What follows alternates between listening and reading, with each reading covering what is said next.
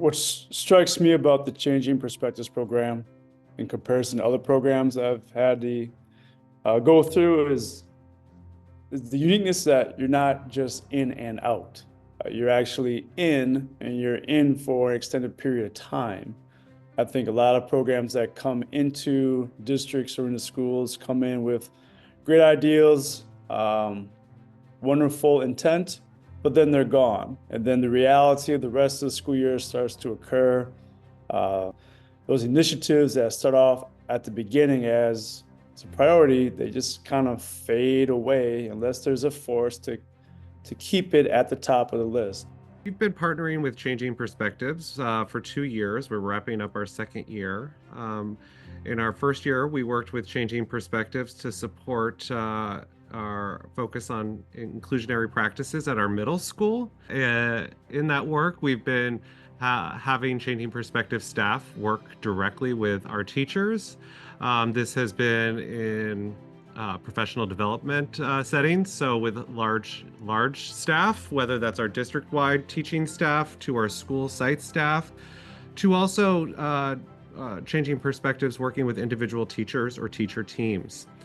This has included site visit days where the staff from Changing Perspectives has visited classrooms, has offered to co-teach with teachers.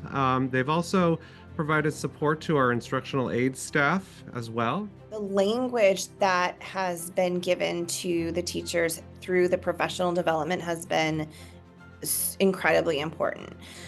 Teachers have been learning about how we look at our students through what type of lens, an asset lens or a deficit lens, social model versus medical model. So I think with this awareness, teachers have been able to have a better insight on our learners and how to look at them from a different perspective, which is, I think, key.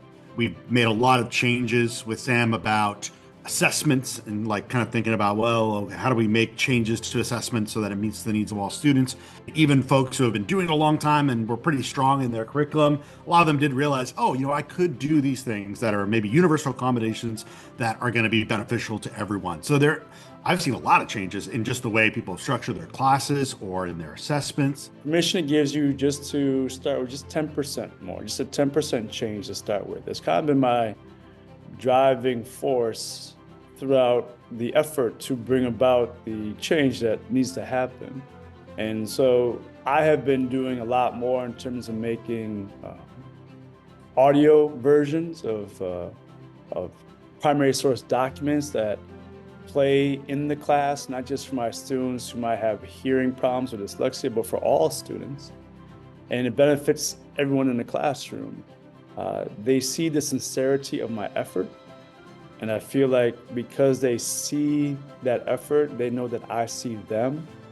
And because they know that I see them, I think they give me more effort in return. Our baseline data was that 36% of our students with disabilities were reporting a sense of belonging on our campus. This year, I'm proud to announce that 98% of our students with disabilities are saying that they feel part of our school community in just that short amount of time. It is remarkable to hear from our students first and foremost. And this is mirrored in family reports and our staff as well. And I think the practical work that we've been doing, making it a lot more practical, here are the things we can do, and let's return to it, and let's talk about it, and let's make small changes rather than it feeling like, hey, let's blow up your whole curriculum the way you've done things for 20 years. It's more like, let's make these small changes and let's do it as a team, and let's then reflect on it. And, once that is built into practice, I think then it just becomes part of the culture of the school.